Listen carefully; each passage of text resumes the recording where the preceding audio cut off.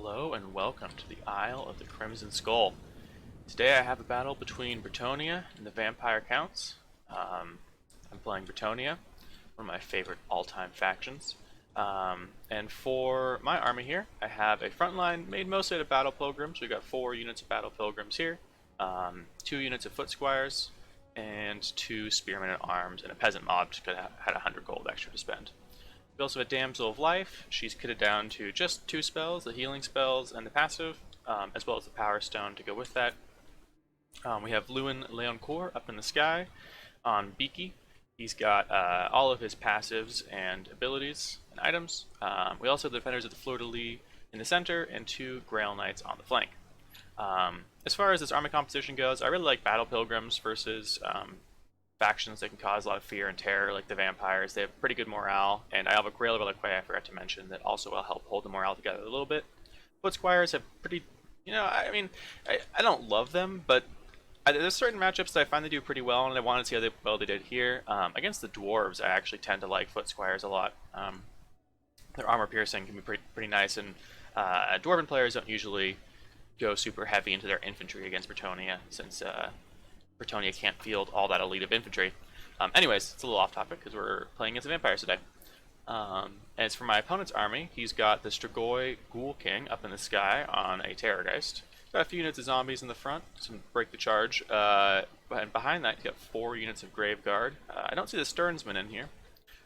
He also has a unit of Crypt Whores and the Claw of Nagash and 3 Black Knights, Lances, and Barding. And I'm not super familiar with the Bretonnia versus Vampires matchup, but I kind of expected Blood Knights. When I saw these guys, I was a little confused. They are pretty cheap compared to Blood Knights, and their charge bonus is still quite solid, and they're good anti-infantry tools. But against Grail Knights, they won't have much to say, that's for sure. Anyways, we got Lewin chasing after the Strigoi Ghoul King. I really want to use Lewin's, I would say, superior combat ability to kill this guy, and I don't mind Lewin taking a little damage early, because for those of you that don't know, when Lewin is below 50% health, he has a passive that kicks in called the Beloved Son of Bretonnia. Let's see if I can find it here. Yes, here it is. So plus 8 melee attack, plus 8% charge bonus, and plus 12% weapon damage, and immune to psychology to everyone on the whole map. It's such a powerful ability, but it only kicks in if he's below half health. And I'm not saying like have him take stupid damage, but if you can have him do kind of a duel against the enemy lord like this, or try to get a duel, as this guy, Strigoi Ghoul King, did fly away, it can be very helpful to proc that for your army. Battle Pilgrims and Zombies getting into it. Going to be a pretty one-sided fight for the Battle Pilgrims, but the Grave Guard coming to back them up, and the Claw of Nagash is going to do a really good job at sapping the health off my whole force here.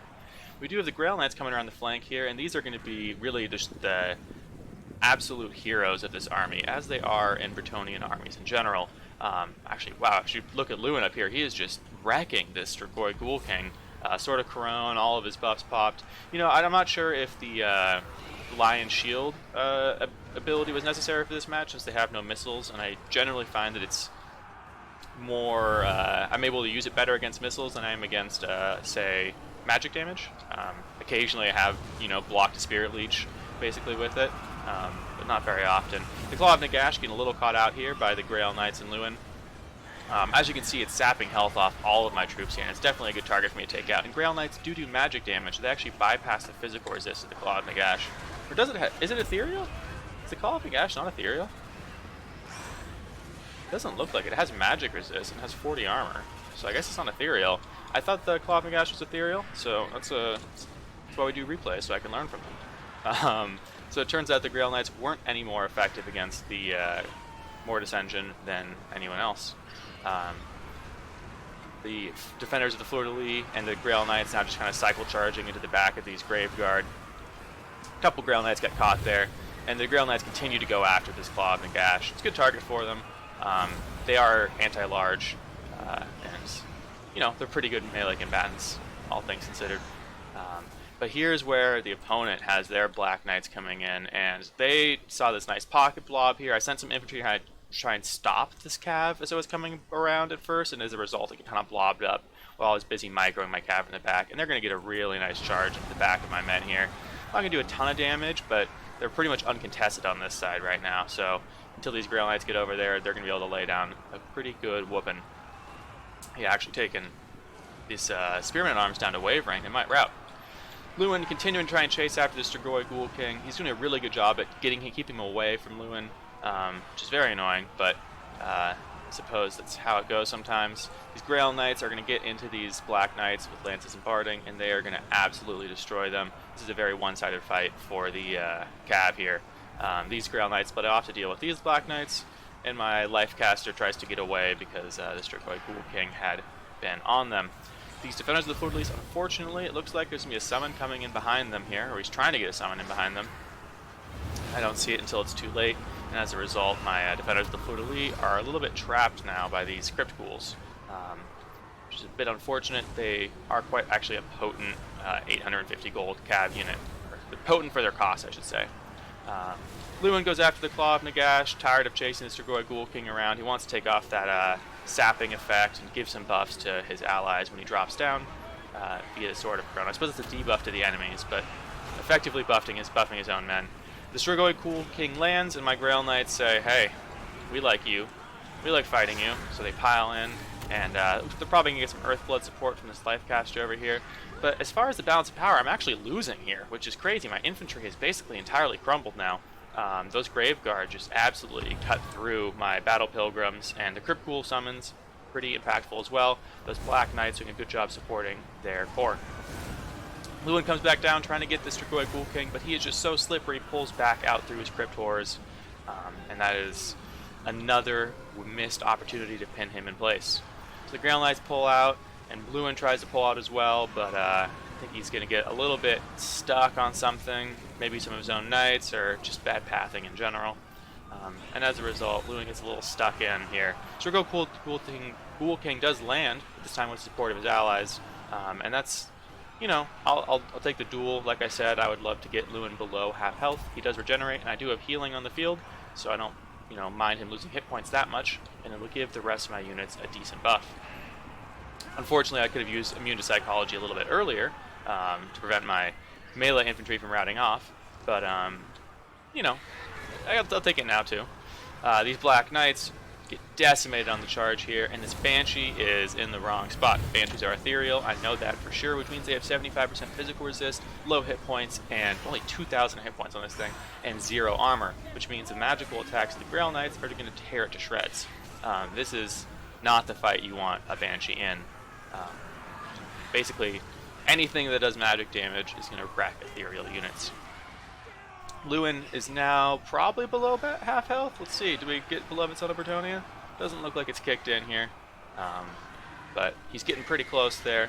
Another Terrorgeist Breath goes down into these Grail Knights, doing some damage. This Banshee's now crumbling though. Defenders of the Fleur-de-Lis have regrouped. These Grail Knights are these Battle Pilgrims and Grail Reliquae have returned, and they're trying to take a little bit of fight as well. His Strigoi Ghoul King is almost back up to full health, but his healing cap is now showing, as well as Lewin's, I suppose. And he's going after this Damsel, which is a good call on his part, but the Damsel being on a horse means it's fast enough to get away from him. The Grail Knights continuing to roam around the battlefield and pick the opportune engagements that they can. Fortunately, they get kind of pinned in by these Black Knights, and I'll get a great turn charge here, and I'm not sure if I got my charge on something at all. Lewin has almost made it out here, and I'm really trying to get him up in the air again. I would love to be able to get him up in the air so he can pick his fights a little bit better. Getting trapped in by all this infantry is not his best, but the Black Knights, seeing me try to escape, say no, we're going to pin you in with our mass, and that's it's a good move on my opponent's part here. Looks like we got another casting coming down, probably Earthblood, Earthblood onto these Grail Knights, trying to keep them healthy while they beat up the Strigoi Ghoul King. Strigoi Ghoul King on the Terrorgeist only has 40 melee defense, so these Grail Knights with their anti-large, and I think they have like 51 melee attack. They're buffed by something right now. They don't have that. That's probably the Beloved Son of Bretonnia. I think they have like 42 or 38 melee attack or something to start. They might have had gained a Chevron or two. Yeah, they have 3 Chevrons and 2 Chevrons now. Look at that. Wow, that's some good experience gain on those Grail Knights this battle. So, Strigoi Ghoul King is unfortunately pinned down, or fortunately for me, pinned down by these Grail Knights. Now he's fully surrounded, and they're just going to poke him, and his leadership's starting to break. He's starting to crumble. It looks like he's trying to push out here. There's only a couple cav units starting to stop him.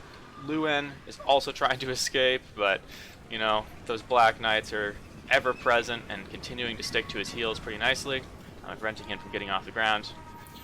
These Grail Knights see that the wizard's crumbling, and I probably should have just stayed on for a little bit longer, but I didn't want to get side charged by these Crypt Wars. I knew the Grail Knights could finish them off quickly if I just gave a charge order, and sure enough they do, but what cost? This guy is still alive with only 600 hit points left, and he's crumbling. It's probably not going to stabilize, but those 600 hit points can still offer him quite a bit of utility, and he's still helping keep the binding of his army around. Lewin has been struggling to get off the ground for the past couple of minutes here, continuing to be chased by the Claw of Nagash and his Black Knights, and it's just not good. He's gonna die, it looks like here.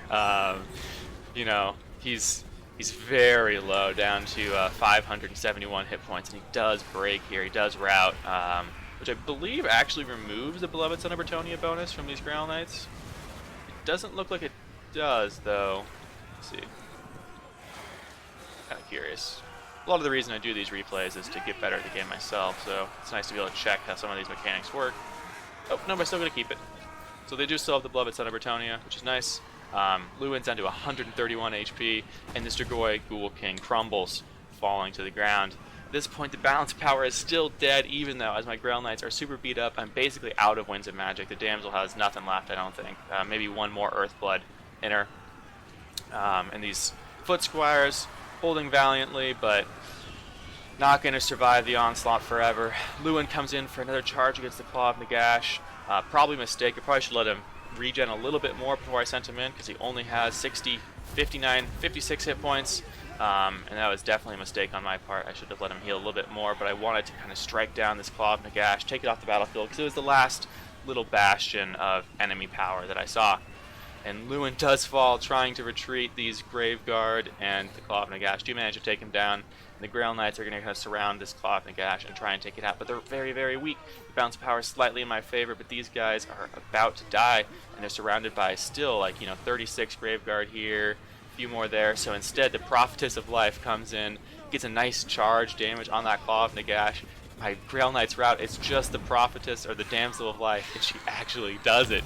She is the last remaining unit on the battlefield that isn't routed. Definitely not a way that my Bretonia battles usually end, but I thought it was a pretty cool replay. Let's take a look at the post-battle report and see how the various units did.